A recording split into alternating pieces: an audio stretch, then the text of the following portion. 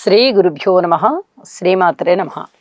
మా భక్తి టీవీని ప్రోత్సహిస్తున్నటువంటి మా ప్రేక్షకులందరికీ ధన్యవాదాలు తెలియజేసుకుంటూ, గరుడు వింటూ ఉన్నారు, విష్ణుమూర్తి చెప్తూ ఉన్నారు, భూలోకంలో జీవులు ఎటువంటి పాపాలు చేస్తే వారు మరణించిన పిదప ఏ నరకానికి వెడతారు అనే వాటి గురించిన విశ్లేషణాత్మకమైనటువంటి వివరణలు శ్రీ మహావిష్ణువు తను స్వయంగా గరుడునికి చెప్తున్నారు. అయితే గరుత్మంతుడు చాలా శ్రద్ధగా వింటున్నారు. అసలు ఇన్ని నరకాలు ఉంటాయా స్వామి, నీ సేవలోనే మేము ఉన్నాము. ఆయన పుట్టంగానే వచ్చారు కదా విష్ణుమూర్తి సేవ కోసం. గరుత్మంతుడు పుట్టిన అతి కొద్ది రోజులకే వచ్చారు. తల్లికి దాస్యం తీర్చేసి ఇక విష్ణుమూర్తి దగ్గరకు వచ్చారు. కాబట్టి ఆయనకి ఇన్ని రకాల పాపాలు ఉంటాయని, ఈ రకమైనటువంటి నరకాలు ఉంటాయని తెలీదు. ఇప్పుడు విష్ణుమూర్తి చెప్తుంటే విని చాలా చాలా ఆశ్చర్యపోతున్నారు. ఇన్ని రకాలైన నరకాలు ఉంటాయా స్వామి? జీవులు ఇన్ని రకాల పాపాలు చేసుకుని భూమి మీద ఈ నరకాలకు వస్తారా అని చెప్పి చాలా చాలా ఆశ్చర్యపోతూ, ఇంకా చెప్పండి, ఏ విధమైనటువంటి పాపాలు చేసుకుంటే ఇంకా ఏ విధమైనటువంటి నరకాలకు వెళ్తారో మాకు తెలియచెయ్యండి స్వామి అని చెప్పి మళ్ళీ ప్రశ్న వేశాడు.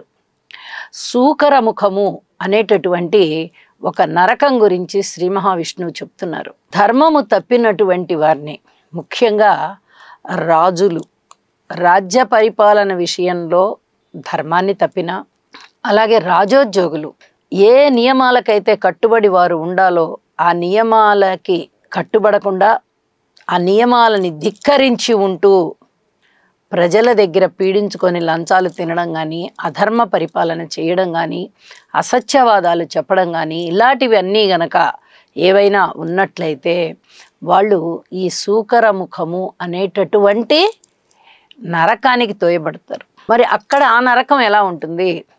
గానుగ తిరుగుతూ ఉంటుంది. ఆ గానుగలో ఈ జీవుల్ని పడేస్తాడు. అంటే యమధర్మరాజు యొక్క భటులు పడేస్తారన్నమాట. అలాగే కొరడాలతో కొడతారు. నల్లులు, దోమలు ఇలాంటివన్నీ కూడా ఈ జీవుల యొక్క రక్తాన్ని పీల్చేస్తూ ఉంటాయి. అదొక బాధ. గానుగలో తిరుగుతూ ఉంటే అదొక బాధ. తాను చేసిన పనులు ఏమిటి అని ఒకసారి చూసుకున్నట్టయితే తను ఇన్ని అధర్మాలు చేశానా అనేటటువంటి ఆలోచన స్ఫురణకి వచ్చి అది ఒక బాధ. ఇంకెప్పుడు చేయను అని చెప్పినా అక్కడ వినేవాళ్ళు ఎవరు ఉండరు. నరక యాతనలు పెట్టవలసినటువంటి యమదూతలు శిక్ష వేస్తూ ఉంటారు తప్ప ఆ జీవుల యొక్క ఆలోచనలను కానీ, వేడుకోలను కానీ వినేంత తీరుబాటు వాళ్ళకు ఉండదు. అది వాళ్ళ డ్యూటీ కాదు.